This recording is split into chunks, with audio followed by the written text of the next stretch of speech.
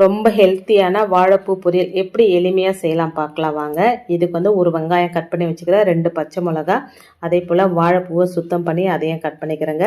ஒரு 10 பல் அளவுக்கு பூண்டு, இதெல்லாமே ரெடி பண்ணி வச்சுட்டு ஒரு கடாய் வச்சுட்டு நல்லெண்ணெய் விட்டுட்டு அதில் கடுகு, உளுத்தம்பருப்பு, கடலைப்பருப்பு, அதுக்கப்புறம் சீரகம் இதெல்லாம் நல்லா பொரியட்டும்னு சொல்லிட்டு கொஞ்சம் கருவேப்பிலை, 10 பல் அளவுக்கு பூண்டு, வெங்காயம் இதெல்லாம் நல்லா வதக்கிட்டு அதோட பச்சை மிளகாயம் சேர்த்து வதக்கிட்டு, நம்ம காரத்துக்கு வேறு எதுவும் சேர்க்க போகிறது இல்லைங்க, வெறும் பச்சை மிளகா தான்.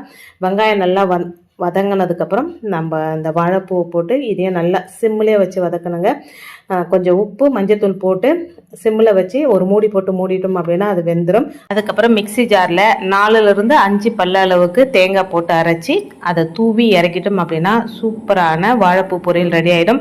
சூடான சாதத்தில் இதை போட்டு சாப்பிட்டாலே சூப்பராக இருக்குங்க. வேறு எதுவுமே நமக்கு சைட் டிஷ்ஷாக தேவை கிடையாது. ஒரு தரம் இந்த மாதிரி ட்ரை பண்ணி பாருங்கள்.